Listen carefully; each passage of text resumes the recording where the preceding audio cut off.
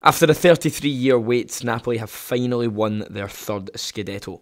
Led by Luciano Spalletti, Napoli wrapped up the title with 5 games to play and currently sit 17 points ahead of Juventus in second place.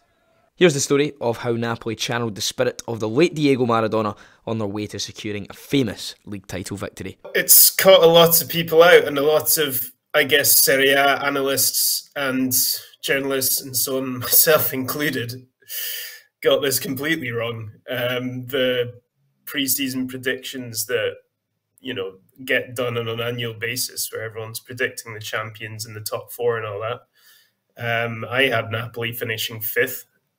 Most people had them struggling to get into the top 4, if getting in at all. Inter were seen as runaway favourites for the title.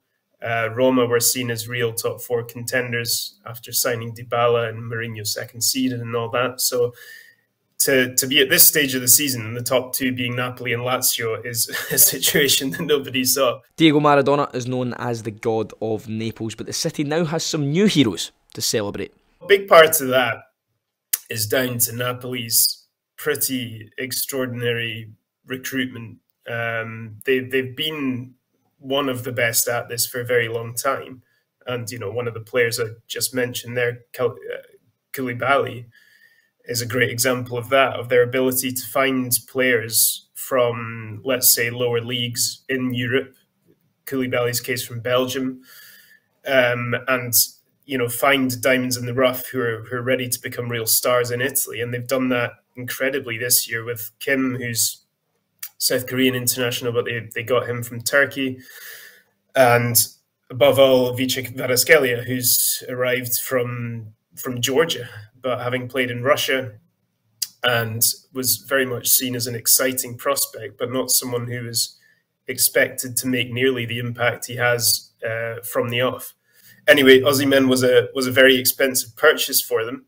And to be honest, up until this season, he didn't have much luck because he was having a lot of injuries. It was clear that he was an immensely talented player, but it's taken until this season for him to really find a kind of level of consistency that both in terms of being on the pitch and scoring goals. Kvaratskhelia deal was opportunistic, really, because he was playing in Russia with Rubin Kazan.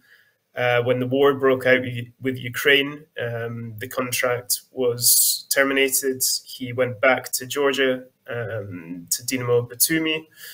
And, he wasn't a complete secret because he'd been playing for Georgia internationally, doing very well, and made some good impressions in Russian football as well, I believe. But they got him for, I think it was around 10 million. So a complete steal, to be honest, because he's now being talked about as someone who can go for 10 times that, potentially. I've been lucky enough to be down there quite a few times in the last few years since I moved out here. And this year has been unlike anything I've ever seen before there. It's always been a football crazy city.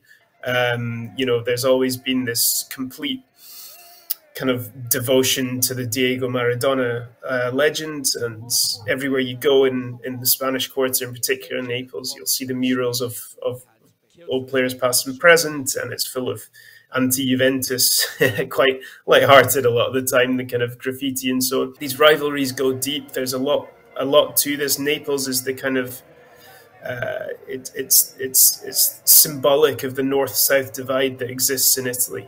The kind of socio-economic divide, the stick they have to deal with all the time from northern clubs in particular and their fan bases about what Naples is and what they think Naples represents.